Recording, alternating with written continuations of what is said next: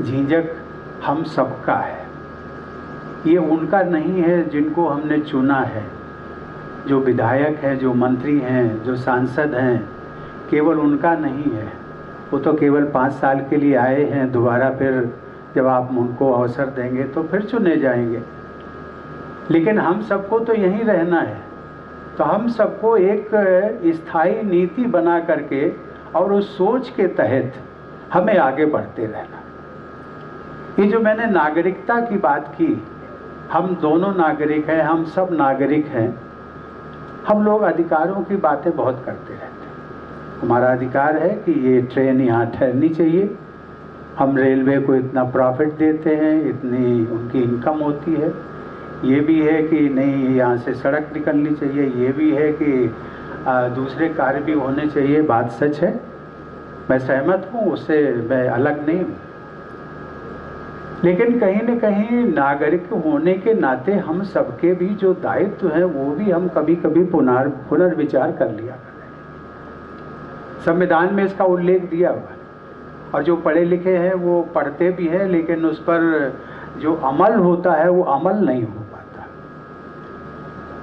यदि कभी आवेश में, हम लोगों ने देखा होगा, आवेश में कभी कभी किसी मांग को लेकर के, ट्रेन का ठहराव, मैं उदाहरण दे रहा हूँ, ट्रेन का ठहराव यहाँ नहीं होता है तो हम ट्रेन को रोकते हैं। कभी कभी इतने आवेश में आ जाते हैं कि ट्रेन में आग भी लगाने की कोशिश करते हैं। आखिर ये ट्रेन है किसकी? ये मैंने केवल ट्रेन का उदाहरण दिया है।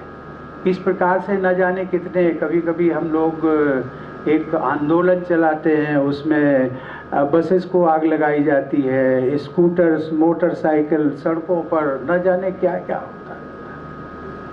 ये एक अच्छी प्रवृत्ति नहीं है। इसमें हम लोगों को एक क्षणिक संतोष मिल सकता है, लेकिन अंततोगत्वा हमारी पीढ़ी ही इसको सफ़र करने वाली है।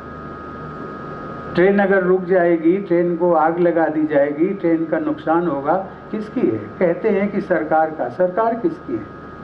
अरे जिसने टैक्स दिया है, जो टैक्स देता है। आज यदि मैं कहने को सब जानते हैं इसलिए कहना, उसमें कोई बुराई नहीं है। यदि राष्ट्रपति देश का हाईएस्ट पेड एम्प्लॉई है तो वो टैक्स भी तो देता है। हम टैक्स भी देते हैं 2.25 लाख रुपया महीना,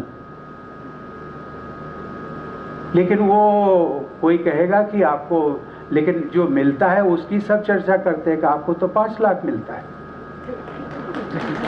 कि उसमें से हर महीने 2.25 लाख निकल जाता है।